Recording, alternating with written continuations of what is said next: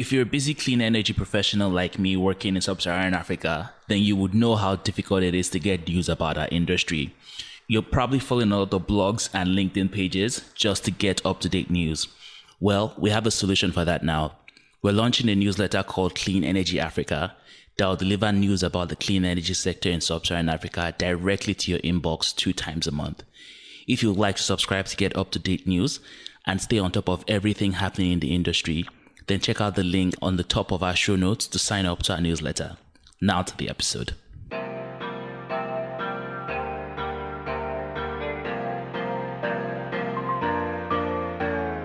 Hello and welcome to the Energy Talk podcast. My name is Olubunmi Olajide. Thank you all for joining us again this week. I hope yours is off to a great one. I in particular am coming off a very big high. We had our successful series for the African Winning Good program conclude on the last episode, and I'm really proud of the team for pulling that off, and to the partners at AMP, RMI, UNDP, GAP, all the other organizations that supported us to make it possible. On this episode, I'm very happy because we're going back to something that I'm really passionate about, which is talking to startups. And in case you're unfamiliar, the startup we're talking to today has a solution that many Nigerians particularly will find a lot of use to. But since I know that 80% of the audience of this podcast are not based in Nigeria, let me give you a background. In the last 2 years, the price of petrol and diesel has gone up between 3 to 4-fold.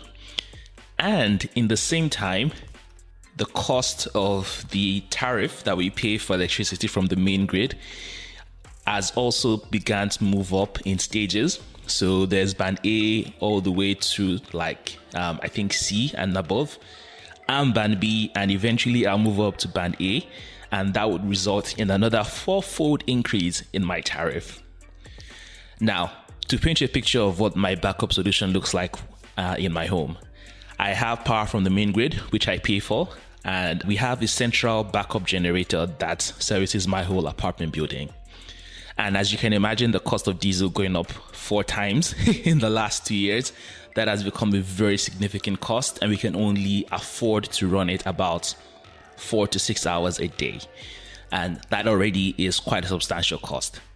I have a backup battery inverter system. I don't have solar panels attached, but when I bought that system, it was the equivalent of 500,000 Naira, which at the time was roughly $400 to $500. If I was about to get the exact same system, the exact same configuration right now, it would cost me at least 2 times as much. So you can imagine that for the average Nigerian, for all Nigerians, the energy cost has become a significant line item in the bills they pay every month. Now enter Payhippo. Payhippo operates in Nigeria, and they offer financing for solar products to individuals, SMEs, and also distributors of solar products. And you can apply for their loans very easily on the website. So I did a quick test on their website as well. I'm thinking of upgrading my solar system for obvious reasons. Fixing my cost before I get upgraded to band A is going to be a quite significant cost saver for me. So the system I'm thinking of upgrading to, which includes solar panels and quite pricey, is approximately 5 million Naira. So that's like approximately $4,000, I think. The smallest down payment I can pay on that full amount to Payhippo is 1.5 million, which is about 30%, and the loan duration runs from 3 months to 12 months. And their financing options, honestly, are probably the more generous than other products that I've seen. And today we're speaking with the CEO to understand how the business discovered this unit, how they managed to operate their business while keeping a almost negligible default rate, and how they look forward into other verticals such as carbon credits and increasing their inventory financing options to OEMs and distributors. So now I'll let Dami tell us how he first got into the clean energy sector and learn more about Payhippo. So when I talk about my career journey, it makes me feel like I'm an old man. So, I have about 20 years of experience now in finance, right? So Hmm. I started my career as a chartered accountant. I worked at a big four firm. And in my latter years there, right, I worked for the transaction services team. So that experience kind of, gave me a lot of exposure to private equity transactions, right? So I did that for 4 years. I saw a lot of private equity transactions, and I was like, okay, this is what I want to do, right? I want to work in the PE space. So I worked in Africa focused private equity for 11 years. A period, I worked for two firms. It was a fantastic experience. Exposed me to different sectors. I worked with like different management teams, and I gained a lot of experience. So after that, I moved on to lending. I worked at an asset finance business. I did that for about a year and a half. In that role, basically, we were providing debt to people that were looking to buy supercars, so cars that cost up to £1 million. So that was an exciting experience, and that was kind of a good background to kind of lead me into what I'm doing now, which is basically asset finance. Just that the assets that we're focusing on are clean energy generating assets. So yeah, that's the summary. Yeah, that's very interesting. So I want you to tell me how the experience has been so far. We get into your current role, going from financing assets that could cost, like you said, over £1 million to now about like most systems, I think, would be probably in the $5,000 range, maybe a bit below, maybe a bit above the one project size. So what is that experience like and how has the transition been? I think, to be honest, right, the comforting thing that I have kind of seen is that the fundamentals don't really change, Mm, right?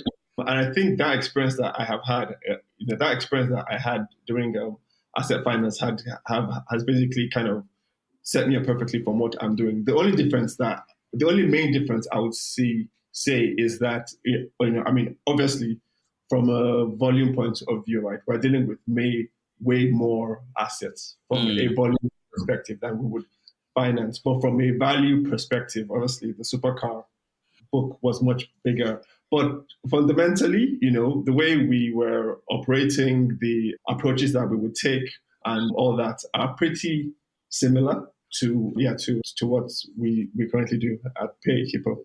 All right, so let's get into Payhippo. I understand you were not part of the founding team, so I want you to walk us through at what stage of Payhippo's growth did you first join the organization, and then go more broadly into what Payhippo does and the impact that it looks to generate. Yeah, so I joined Payhippo at the seed stage. I initially joined as the head of corporate finance. So that was around October 2022.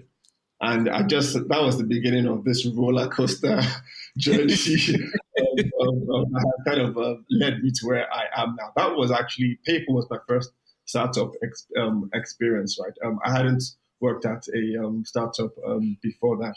So so I joined us at the seed stage as the head of corporate finance. I did that for 3 months. Then I transitioned to the CFO role. I did the CFO role for 6 months, and then transitioned to the CEO role. So that's partly what I was referring to with this startup roller coaster ride. Mhm. Things change very quickly. When I joined, as head of corporate finance, I would never Yeah. have in a 9 month period. I'll be leading the business and leading it in a different direction, Mm. to how it initially started. Yeah, that's very interesting. And for someone coming from your background, from a big four accounting role to working in private equity and asset financing to going to a startup at seed stage, which is relatively earlier on, I'm guessing fewer than 20 employees. How did you first adapt to the chaos? And was it immediately obvious that yes, this is what I want to do now with my career?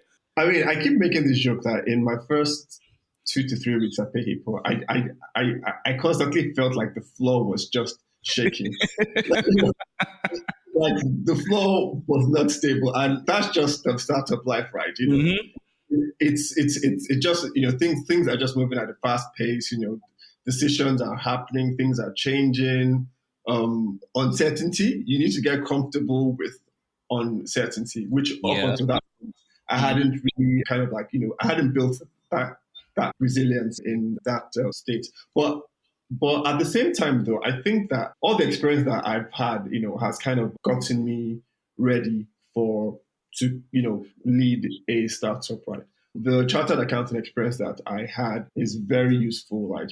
Understanding financial statements, understanding finances. Money is the lifeblood of a startup, right? So you need to understand how that money is like moving, and more importantly, when it's about to finish, you need to be able to, project and see in the future how things are going, right? Yeah. And I think with the private equity experience that I had as well, right, I was privileged really to be in that space for that period of time because I gained exposure to a lot of management teams, right? So, in a PE role, you invest in a company, but you're effectively backing a like management team, and you work hand in hand, with those teams over a period of time. So Yeah. over the course of the experience, I worked with, loads of teams. I worked hand in hand with them. And I just learned a lot, from the CEOs, from the teams, and also from the experiences that they went through.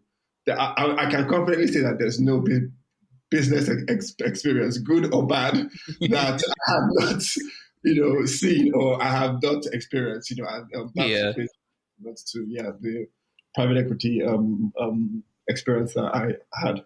Yeah. So Payhippo has come a long way since that time. So that was around the tail end of COVID when you originally joined. And now you've gone past the seed stage, obviously. So I want you to walk us through like the amount you've raised during that time, what you've learned, any changes to the business models, and especially adapting to working in the African market. Okay, great, great, great. So I'm on the fundraising side. Payhippo to date has raised in aggregate of about $5 million in equity. So Payhippo started off in 2019, initially as an SME lender. So Mm. Payhippo built some great technology that enabled it to underwrite and disperse a loan to a small business within a relatively short period of time. So that started off in 2019.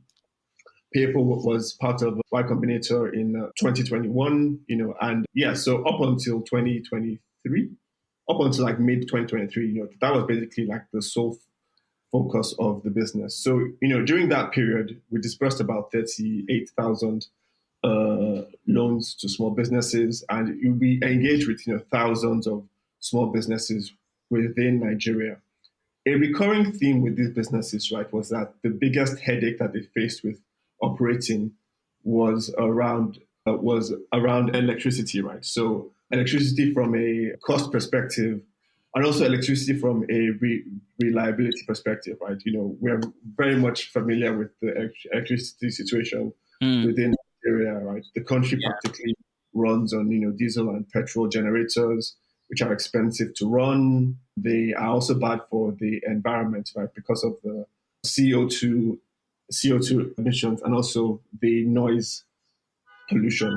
So we started thinking, okay, right, all of these businesses are constantly complaining about this. How do we help them solve this problem? Mm-hmm. Now, solar seemed like a no-brainer in Mm-hmm. terms of a viable option, but we found that the challenge that these businesses faced with adopting solar was that upfront cost. A solar system can be relatively expensive, right? Mm-hmm. So we started thinking, okay, how can we help these businesses to solve this problem? And then we came up with an asset finance product, which was initially for small businesses to enable them acquire a solar system, and then spread the costs out over a period of time. Yeah. So that was, at that point, we're looking at that as a product expansion, right? Just another product add that we sell to the small businesses. But when we started, that was basically our intro to the clean energy financing space, right? And Yeah. we started that, and then we just started seeing opportunity. We started seeing opportunity, and we also started seeing the like impact that we actually generate, right, from playing in this space. So we expanded our products, we expanded our customer base, right, for the asset finance to include also homes and businesses, because there is, equally as big of demand in that space as well. So we did that. We started providing these asset finance loans to homes and businesses so they could buy solar systems. In doing that, right, we engaged with loads of solar installers, the guys that would actually execute the job, right, the guys that the home or business would actually go to for a solar system. Yeah. And we could, because we came from a working capital background, right, that was what we started doing. We could quickly see that even with these solar installers, there is a big financing gap. There's a working capital gap here. We saw that they were buying equipment piecemeal, which isn't an efficient way to operate, right? One, you can't get bulk discounts, and secondly, you know how dollar moves, the price is like it's constantly changing. So there were actually cases that we saw where they would take funds from a customer to execute a job, but by the time they go to buy the equipment, the dollar has moved and the price has changed. So we see that, okay, inventory finance will actually be a brilliant solution for these installers, right? Which is basically a loan that enables them to buy equipment in bulk and basically spread the costs out over a relatively short period of time. So we started doing that too. That was going very well. So we had those two products, right? Asset finance and inventory finance, focused on the solar space. And then we started seeing other opportunities, right? Everyone talks about, especially around like the voluntary carbon markets, right? So, carbon credits, renewable energy certificates, energy attributes certificates, which are more, I would say, accessible in developed parts of the world and make a big difference, right? Impact in terms of like making the equipment a lot more affordable. We saw that wasn't happening in Nigeria and in most of Africa generally, right? That isn't really happening. So we started thinking, okay, how can we solve this problem as well? At that point, we were like, okay, where is this business going, right? Because a lot of what we seem to be doing now, and a lot of the growth that we see, and also impact that we see, is in the clean energy space. So should we just double down on this space and just shut down really the unsecured SME lending business? And we took that decision, right? We see a massive opportunity here in the future. We see a lot of impacts that can be created here. So we took that decision to basically stop the unsecured working capital lending and focus on clean energy financing. This is Olu, host of the podcast, interrupting this episode to let you know that we're looking for sponsors to support our work covering the sustainable energy transition in sub-Saharan Africa. In the 5 years since starting this project, we've grown the platform to a top 10% ranked podcast globally, and we're looking to go even further. If your organization or fund would like to learn more about reaching thousands of engaged listeners monthly, then reach out to us with the email in the show notes of this episode. And for our listeners, you can continue to support us for free by sharing this episode with the people in your network, leaving a review in your favorite listening platform, and signing up to the newsletter linked in the show notes of this episode. Now, back to the conversation. Yeah, that is quite a journey. And just to zoom out a little bit for the audience that might not be quite familiar, the reason why this particular segment is very interesting is all the solar equipment that is bought in Nigeria is imported, obviously, and the OEMs and the major suppliers are only going to take payments in US dollars. So even though you look at the graphs, you look like, oh, the prices of renewable components are falling steadily over the years. You're like, for Nigerians, it's actually getting more expensive because of the FX for the volatility with this. So it's like you see a declining graph for panels, batteries, inverters, and then you see the price in Naira going up almost at a comparable rate. So that has been a major challenge, and it's very interesting how the market has grown, because the other barrier is most people either default to petrol or diesel generators, but the price of both has like 3 to 5x over the last 2-3 years. And the initial draw is that the cost of buying the actual generators are quite small. So people opt in for that. But then the cost of operations have just grown very high. Like businesses just cannot keep up, also households as well. And that has given this opportunity, this rise of the opportunities that you have now. And I want to dig into the operational aspect a little bit more. So how does the process actually work? So let's say business or household is coming looking for asset financing. What do you actually look like? And how has that segment grown for you in terms of volumes, equipment, and just overall what you're learning from the market? Okay, so I mean, operationally, right, there are two ways, I would say that we acquire customers, right? So if you're a customer that already has a quote Mm, from from an installer, right, you yeah. can come to us with the like quotes. We will, if it's not an installer that we have already onboarded on our platform, we do some diligence on the installer first, and we onboard that installer on our platform. We've onboarded over 150 installers on our platform so far. Mm-hmm. So yeah, so we do that, and then we begin our loan underwriting process. So that's if you are coming to us. We also work with installers as well to refer customers to us.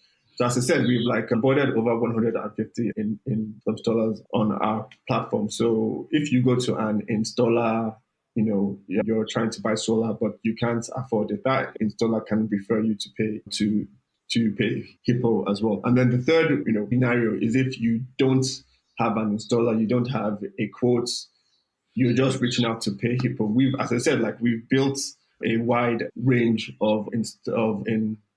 So if you come directly to us, we will speak to you, understand your needs, and then we can now refer you to a trusted installer that is like located nearby to you, and then that can happen.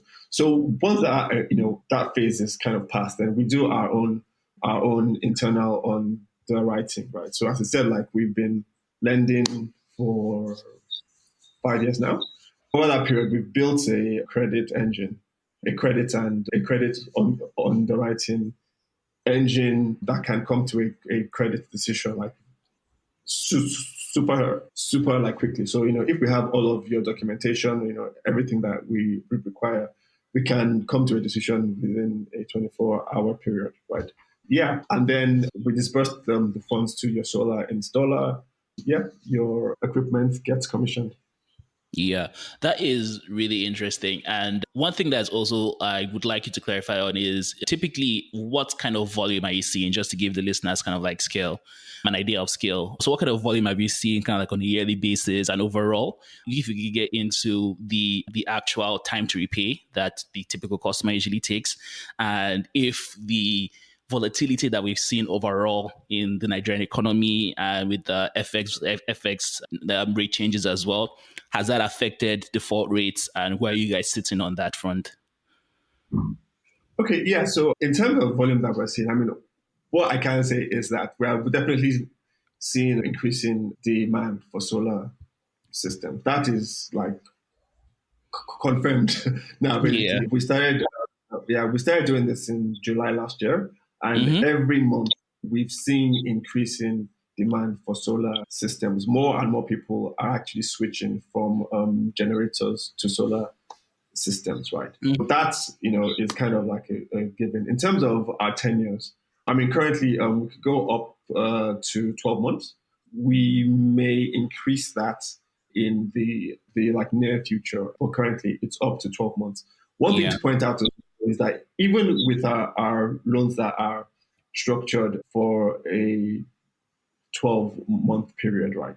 Mm-hmm. What you are paying on a monthly basis to us is still lower than what you'll be spending on diesel or petrol, right? So it's Mm-hmm. still a way more cost saving solution, right, than Mm-hmm. diesel and also bear in mind that after that 1 year period, you're not paying anything to us Yeah. again.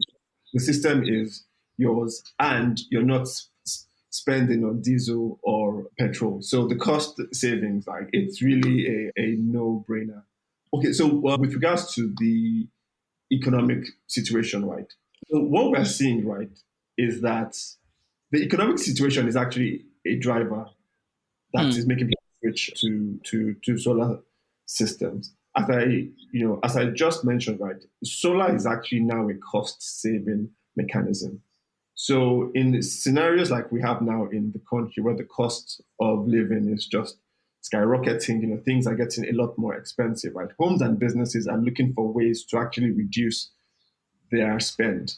And switching Yeah. to solar actually helps you to reduce your spend because you're not buying petrol and diesel every week, right? Hmm. So we are seeing that the increase in the cost of living is actually driving demand for solar. With regards to default rates, right? Our our performance, to be honest, I mean, I'm not going to tell you the exact number, but I would say it's actually outstanding. And I think one of the reasons for that as well is that, as I said, this is a kind of like a cost saving solution. So the market that we're currently focusing on, right, are people that are actually spending weekly on generators, on servicing generators, right? Hmm. So they are basically just more or less substituting that generator servicing or petrol or diesel spend Yeah. to servicing a loan for a solar system for a 12 period. So it's basically like generator replacement. And we find that within that generator replacement segment, right, that combined with obviously all of the underwriting skills that we've built over Hmm. time, we've been able to, yeah, we are not seeing increasing, default rates or credit losses. We actually aren't seeing that. And with the way our loans are structured as well, right? The loans are secured against the assets that are being financed, right? Yeah. So the unfortunate event that a customer gets to a point where there's no clear path or for a repayment, right? Then the asset can be recovered and resold. Yeah. Okay. All right. And I understand that your business has really chosen to double down in this category. And obviously, the results you're seeing so far is excellent. The way I imagine this is you're obviously going out to raise some sort of financing facility in order to disperse out. When you made that switch and when you doubled down into renewables, did that affect the way you would go out and raise money? Did that bring more interest in overall on the partnership aspect of that? Has that made it more difficult, or has that made your lives so much easier to go out and raise money? I think there's been good and bad. So I'll start with the bad. The bad Yeah. was at the beginning, right? Hmm. Because the people that we would or the institutions that we would go to get credit or or to fund our loan would say to us, oh well, you guys have just started doing this, we're not sure if you're going to be good at this. Will this work, and all that. Yeah. That period at the beginning was very difficult, to be honest, because Hmm. we had to build a like track record of doing this. But now that we like have that, I would say it's even easier to raise that financing now than before because the loans that we're doing now are secured loans, right? So as I said, right, the assets that are being financed, act as a form of collateral. Where our business before, it was on secured working capital, right? So that's like wild, wild west. You get some customers that who just say, "I'm not repaying," and the reality is that really isn't. I mean, it's painful to admit, but in that scenario for an unsecured loan, there really isn't much you can do. If the customer is happy to be blacklisted on the credit bureau, which surprisingly there's a customers that do not care, and there's really nothing much that you can do.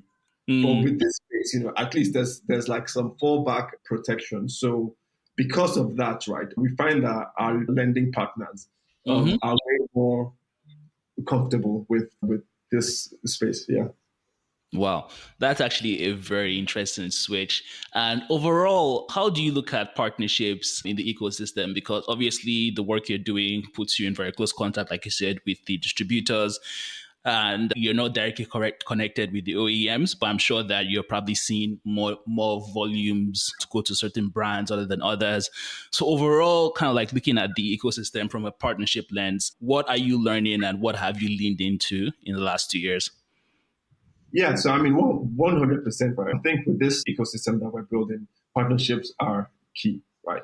Partnerships are super key. Our success so far has been driven on partnerships, right? So as I said, we've onboarded about 150 solar installers, right? And our relationships with them are actually partnerships, right? So they refer customers to us. We also finance them too. So, and that's kind of what has like driven our business so far. But also building partnerships on the financing side, which is kind of what like I just spoke to, right?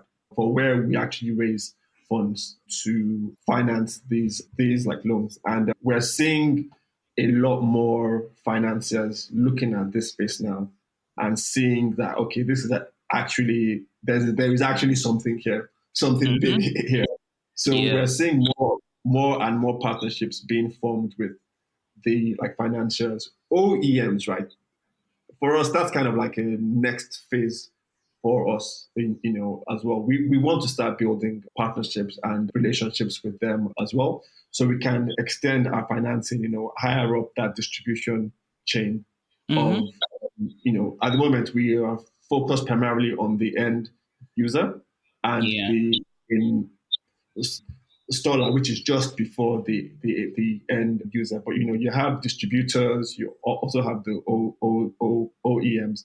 So our long-term vision is to basically like keep going up that distribution chain. And then on partnership as well, the last area where we are building partnerships and we're trying to build something, is around for voluntary carbon markets, right? So as I said, right, carbon credits, renewable energy certificates, all that will make a massive, massive impact in the Africa space, in the Nigeria space, especially, right?